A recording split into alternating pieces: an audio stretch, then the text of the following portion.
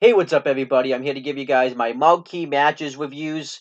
Now I do want to mention that these next three episodes are going to be focused around anything related to the United Kingdom Championship, whether that was shows or just a random United Kingdom Championship match that just took place somewhere.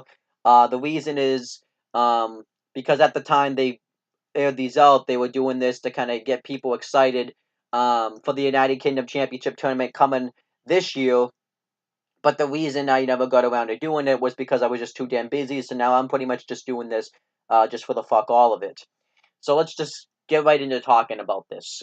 So in this episode, I'm going to be reviewing um, the United Kingdom Championship Tournament Finals match from 2017 between Tyler Bate and Pete Dunne. But before I really review the match, I'm going to go over the backstory and talk about the build-up going into this match, because there was quite a bit of build-up going into this match. So, pretty much, the WWE got kind of obsessed with doing tournaments. It's really weird. WWE never did any tournaments, but I would say with the span of these past couple of years, they've done a lot of tournaments. We've had the Cruiserweight Classics, um, in the summer of 2016. Then we had, um, well, actually, first we had the Dusty Rhodes Tag Team Classics in 2015, and then we had the Cruiserweight Classics in 2016, and then we had the vacant inaugural SmackDown Tag Team Championship tournament, and then we had the second year in a row of the Dusty Rhodes Tag Team Classics, and then we had the United Kingdom Championship tournament. Pretty much what happened was, I know this because I'm looking this up on my phone. Um, was during a press conference at the O2 Arena on December 5th, 2016. Triple H announced that there was going to be a UK brand, pretty much, that he was going to have this, um, I think it was 16-man tournament to crown the very first United Kingdom champion, and this was supposed to launch a United Kingdom brand, because he wanted to make people more aware of the UK division. Now in real life, for what I know, what was happening was the United Kingdom was going to launch some sort of wrestling promotion, anyways, and WWE got scared that it was gonna they were gonna lose their UK fans because they were gonna go watch that. So they pretty much wanted to raid the UK division, the UK talent, and make sure that nobody could get signed. That's kind of really, I think, what was going on, is why they just randomly decided to start this UK brand out of nowhere. I mean, it was a good announcement and stuff, and I liked it, so that was cool.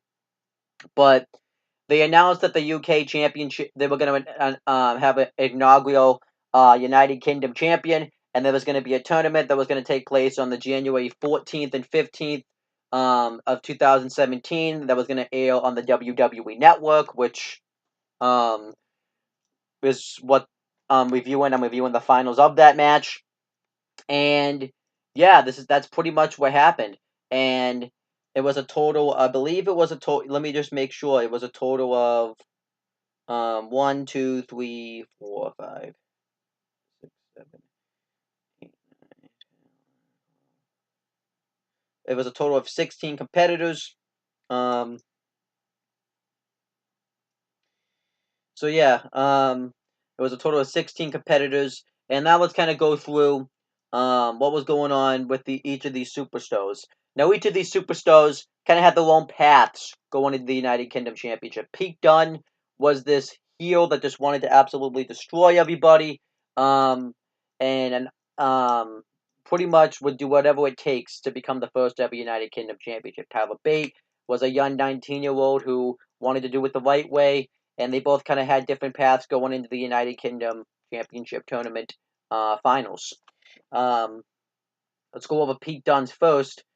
Pete Dunne beat Roy Johnson, Sam Gradwell, and Mark Andrews to qualify for the tournament. Um, actually, Pete Dunne was starting to make a name for himself. He attacked Sam Gradwell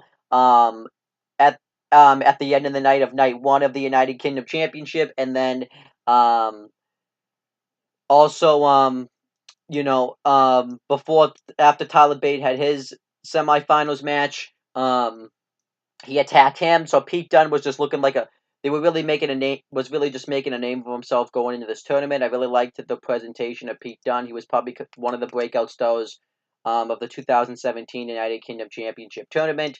He even was getting into a fight. He was even getting into a little bit of altercations with NXT General Manager William Regal, which I liked. So that was cool. And then Tyler Bate was doing everything the right way. He defeated Tucker in the first round, and then he defeated um, Jordan Devlin in the quarterfinals, and then the semifinals, he went on to defeat Wolfgang, and this led us to the finals of this tournament, where it was going to be Tyler Bate versus Pete Dunne. Tyler Bate was coming into this match with an injury since he had wrestled 4 matches, but was also attacked by Pete Dunne. So I liked the storyline going into this matchup. Really, not a lot of storyline because it's a tournament, but still, I thought I liked it. Um, you and you rooted for each guy to win. You had Tyler Bate, who was that good baby face uh, going into the tournament, but Pete Dunne, who was that rugged heel into the tournament. And um, let's get to the match itself. So, like I said, this took place on January 15th, 2017 at Royal Albert Hall. And we got the commentary team of Michael Cole and Nigel McGuinness, which this was Nigel McGuinness' pretty much debut in WWE. He had been a wrestler all around the world in the Indies, and even in 2009 going into 2010 in TNA. And then he had some sort of injury that injured him. I don't know what it was because I didn't watch his indie stuff. So then he became an off-air personality, and he was brought in as a commentator. And it made sense for him to commentate this tournament because he's probably wrestled a lot of these guys that were in it. So I liked it. Michael Cole, you actually forget Michael Cole actually is a pretty good commentator because when he doesn't have Vince McMahon in his ear, you can see that he's actually really not well done. He really can just commentate really well. He was doing a much better job than he was on the main roster, so I liked it. So let's get right into the match. Um, I like the way the match started. It started very rugged. At first it started with a lot of chain wrestling moves, but then it kind of started off with some nice lockups and arm bars and stuff. I liked when they were locking up, and when they rolled outside the ring, they were still locked up, and they both traded right hands on each other on the outside. Tyler Bate hit a wicked drop kick right in the beginning of the matchup, which showed his intensity, and Pete Dunne stomped Tyler Bate in the corner, and he just beat the crap out of him. And then eventually Tyler Bate hit a wicked right hand on Pete Dunne. Um, and what else happened in this match? Tyler Bate really dominated the beginning portion of this matchup. He went for his Insiguri first, but Pete Dunne got out of the way, and he ended up hitting a stomp right to the ribs on him. And Pete Dunne targeted the shoulder in the injured shoulder in the beginning of the matchup, and then Tyler Bate ended up coming back. He had a wicked cool airplane spin right onto Pete Dunne, and I liked it. Tyler Bate, plane spin's probably the best airplane spin I've ever seen. He usually does it once, then stops, does it the other way, then acts like he just got too tired, but then he's able to kind of muster up some energy and do it again, and then he just dropped him right on the ground and hit a wicked stomp on him. Tyler Bate went for the Tyler Driver 97, his finisher at the first time, but because of his injured shoulder, he wasn't able to hit the move. And Pete Dunne hit a wicked Insiguri right on Tyler Bate's shoulder. Tyler Bate hit a wicked uppercut right under Pete Dunne. He drove him. He had a wicked drop kick on the outside. He hit a really cool backflip right on the outside, right under Pete Dunne, which looked extremely cool. Then he hit a shooting star press into a double stomp, which I think was the accident. I think he was supposed to hit the full shooting star press, but Pete Dunne I think was too close to the rope, so Tyler Bate kind of had to improvise there. And he went for a cover. Pete Dunne kicked out, and Pete Dunne went for the bitter end the first time, but Tyler Bate counted into a roll up. And then but then he was able to hit it the second time, but Tyler Bate ended up kicking out. Pete Dunne got Tyler Bate into a Kimura lock. Tyler Bate was able to fight out of it and hit a brain buster. And there was actually another spot in the match that I forgot about where Pete Dunne went for like another Kimura lock, but Tyler Bate countered like into a sit out spine buster, which looked really cool. And then Tyler Bate started to make his comeback. He had two Insuguris right onto Pete Dunne, and then he hit the Tyler Driver 97, covered him, and Tyler Bate became the brand new United Kingdom champion. And he has a big celebration, and it was a big moment for Tyler Bate. It was a career-making moment for him. But if you ask me, out of the two nights of the United Kingdom Championship tournament, Tyler Bate and Pete Dunne were the two breakout stars of that tournament. You saw that there was going to be potential in Tyler Bate and Pete Dunne. Yeah, and obviously you would see it more later on in the year, and I'll get to that later on when I go over the next two episodes. But Tyler Bate was made that night. Afterwards, he has a big celebration with Prince Nevitt, William Regal, Fit Finlay, and Triple H. And afterwards, they all raise his hand and stuff. Pete Dunne looks on in disappointment, and then they all leave. And then Tyler Bate just celebrates by himself, with the United Kingdom Championship around his waist, and I liked it. It was good. It was cool. And yeah, that was pretty much this review. Overall, if I had to rate this match, it's a great match. I'll give it 4 stars. Which is what now that I've seen the matches again, and I forgot to mention this marquee match, as I keep forgetting to mention it, was hosted by Charlie Caruso. I keep forgetting to mention that in every episode I do, so I have to make sure I mention it the next episode. Um, but yeah, let's go over the aftermath of both these of all these superstars. I'll start with Triple H. He's in about the same position. He still runs the UK brand and NXT brand. NXT. Well, yeah, I guess I would call it NXT brand. And also, he occasionally is a part-time wrestler. Fit Finlay is in the same role. Prince Nevitt was injured. He had been injured at SummerSlam 2017. He had an injured shoulder. So he was just kind of there as like a one-off appearance. He would come back right after WrestleMania 34, and kind of isn't really in a good spot right now. Then we had William Regal is still the general manager of NXT.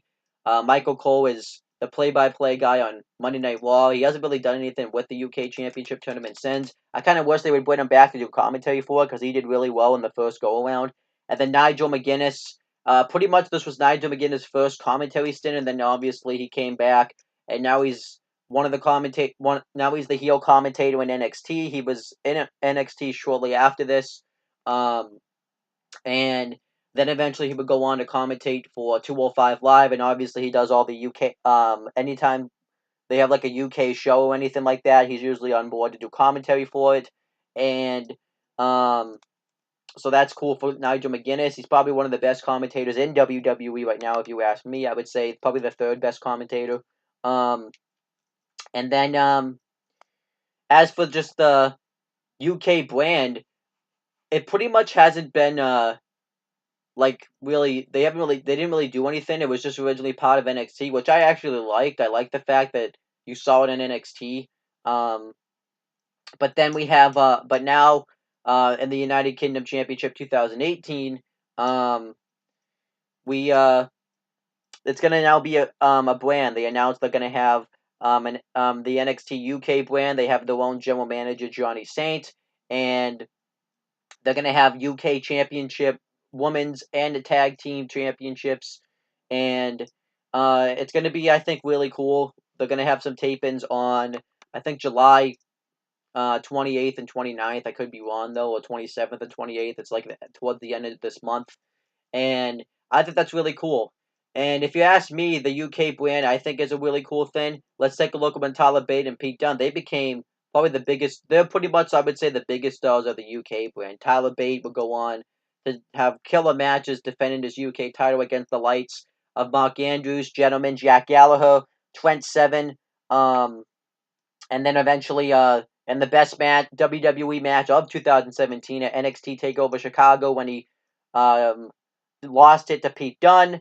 And Pete Dunne, ever since then, has held the UK Championship. He's had the championship for over a year, defending it against the likes of Tyler Bate, Wolfgang, Adam Cole, Johnny Gargano, Roderick Strong, Kyle O'Reilly, and just most recently Zach Gibson. He's competed in the third annual Dusty Rhodes Tag Team Classics with his tag team partner Roderick Strong, and Pete Dunne's just become a pretty huge star.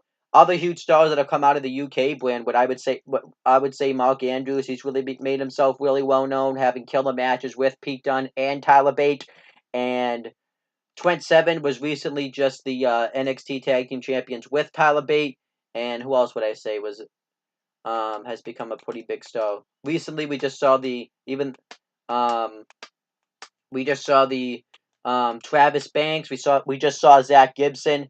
Um, Joseph Connors has become a pretty big star. Has is pretty well known from the UK brand. We had James Drake.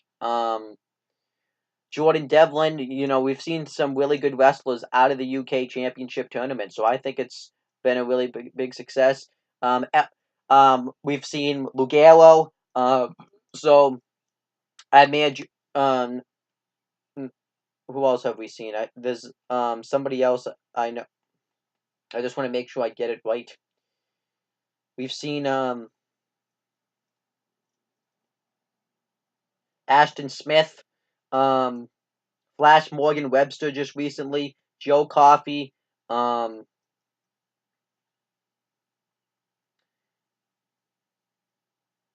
Dave Mastiff. So we've seen a lot of great wrestlers from the UK brand. Gentleman Jack Gallagher, even though he was more the cruiserweight brand, but he's done some one-offs with the UK brand. We got to see heel Drew Gulak in the UK brand. So I think the UK brand's been a success so far. I mean, we had some great matches out of it, and I think it's been a success. I like the UK brand, and I kind of hope that we can see it do more. But that's pretty much my review of this Marquee matches. Hope you guys enjoyed it. Make sure you guys like, comment, and share this video for more content. Make sure you guys subscribe to this channel for more content, and click on the bell so that way every time I upload a video, you guys will get the notifications for it. Make sure you guys do the same thing for my CM Brothers and on the Talkinator YouTube channels. And that's pretty much it, guys. Talk to you later.